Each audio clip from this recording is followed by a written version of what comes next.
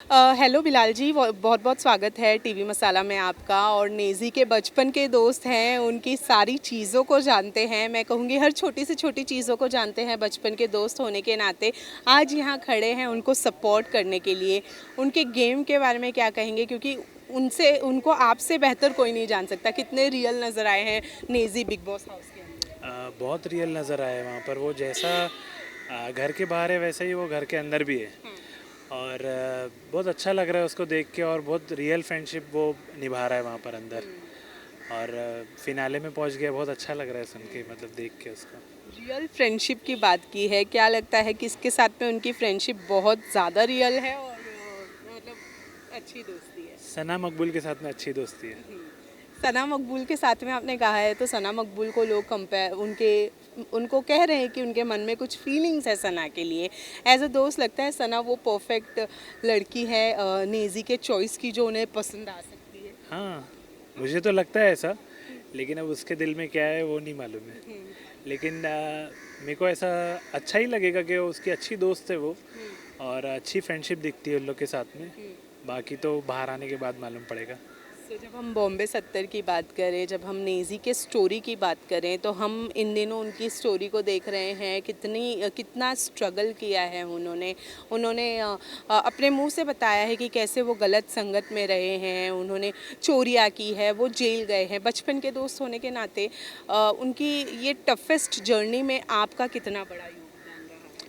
मेरा योगदान एक दोस्त के जैसा ही रहा है। जैसा एक दोस्त को दोस्ती निभानी चाहिए, वैसी ही दोस्ती मैंने निभाया उसके साथ में।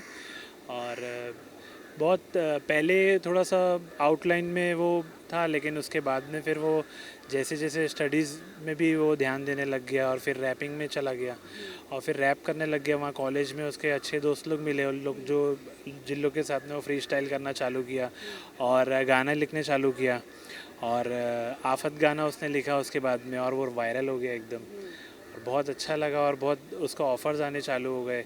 स्ट्रगल भी शुरुआत में बहुत किया उसने, और उसके बाद में जब एक बेग आफत गाने के बाद से जो उसका वायरल हुआ वो गाना, और ऑफ़र आया, और वो हे ब्रो मूवी में बिरजू गाना आया, वो बहुत मतलब एक बहुत अच्छा टाइम था, शुरुआती टाइम था वो। अगर मैं बुरे वक्त की बात करूँ, तो इससे बुरा वक्त क्या हो सकता है जब किसी को जेल जाना पड़े। उस वक्त में जब बुरा वक्त आता है तो हर कोई किसी का मतलब कोई भी साथ नहीं देता है।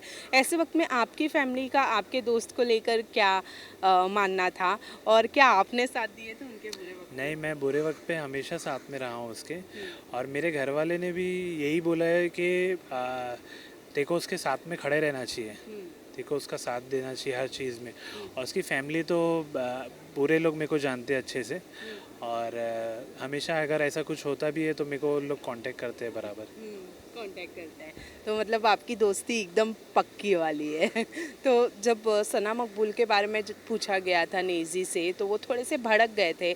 और हालांकि जिस तरह से हम ऑडियंस के एंगल से देख रहे हैं, हमें साफ दिखाई दे रहा है कि नेज़ी कुछ तो फील करते हैं सना के लिए, लेकिन वो मान नहीं रहे हैं। तो ऐसे में आपको एज एन ऑडियंस क्या लग रहा है कि नेज़ी फील करते हैं और वो मान नहीं रहे हैं? वाकई नहीं ऐसा नहीं, है? ऐसा नहीं है। वो फील अगर करता तो वो एक्सप्रेस कर दिया होता। लेकिन वो बहुत अच्छी फ्रेंडशिप दिख रही है उन लोग की। और वो मेरे को ऐसा लगा कि वो शायद रिएक्ट नहीं कर पाया, उसको कैसा रिएक्ट करना चाहिए। अगर वो कैजुअली लेता तो समझ में आता, लेकिन रिपोर्टर जो उससे ये क्वेश्चन पूछे, वो शुरुआत में उनको बोले कि वो सो रहे, आप सोते हुए यहाँ तक पहुँच गए, अभी भी आप सोते हुए लग रहे। तो वो चीज़ें उसको थोड़ा सा वो करी, ट्रिगर करी। और फिर उसने जब शुरुआत में बोला कि ज़्यादा फ्री हो रहा है, तो वो ज़्यादा फ्री हो रहा है, वो उसका शुरुआत है। कभी भी वो अगर ऐसा गुस्से में आता है ना, तो वो शुरुआत में बोलता है कि ज़्यादा फ्री हो रहा है। तो वहीं से वो गुस्से में आया, और उसके बाद नहीं वो बोला कि जो सवाल तू पूछ रहा है वो देख के सवाल पूछ। हालांकि वो अगर एग्रेसिव हुआ, अगर थोड़े टाइम बाद अगर उससे मुलाकात होती है रिपोर्टर से, तो वो सॉरी बोल दिया होता उसके जिसके लिए। वो है वैसा, थोड़ा सा गुस्सा हो जाता है। पहले भी बहुत गुस्सा होता था वो, लेकिन वो फिर बाद में शांत भी हो जाता है, खुद ही आके दोस्ती कर ले, मेरे से गलती हो गई, जाने दे, छोड़, हो गया था थोड़ा वैसा। लवकेश के साथ में उनकी लड़ाई में हमने थोड़ा बहुत देखा है, उनका एग्रेशन देखने के लिए कहीं ना कहीं मिला है। लवकेश और उनकी बाद में दोस्ती हो गई। अब जब घर के अंदर थोड़े बहुत कंटेस्टेंट बचे हैं, क्या लगता है कौन उनको टक्कर देने वाला है? मेरे को तो ऐसा लगता है कोई टक्कर का नहीं है, नवेद अकेला इस सब पे भारी है। लेकिन रणवीर जी है और सना मकबूल है, मेरे को यही तीन लगते हैं। अब देखो ट्रॉफी तो हम लोग चाहेंगे कि नवेद ही जीते, और मेरे को ऐसे एक गुड वाइब्स आ रहे हैं मेरे को। वैसे गरीबी की अगर मैं बात करूं तो क्योंकि आप बचपन के दोस्त हैं तो आपको पता है कि कितना बुरा वक्त देखा है नेजी ने। तो अभी जब मुनव्वर घर के अंदर गए थे तो उन्होंने उनको मजाक मजाक में ये कहा था कि बिग बॉस ने घर में कम राशन और खाना इसलिए दिया है ताकि नेजी को उनके घर के जैसा फील हो। ये बात नेजी को बुरी लगी थी। तो क्या कहना चाहेंगे, वाकई नेजी के घर में इस तरीके के हालात? नहीं नहीं, ऐसे हालात नहीं है। वो क्या है, मुनव्वर तो सबको रोस्ट करता है वो। तो वो चीज़ मैं भी देखा तो हंसने लगे। मैं बोला ये बहुत मतलब लोगों के लिए वो ऐसा दिया, दिमाग पे दिया उसने एकदम।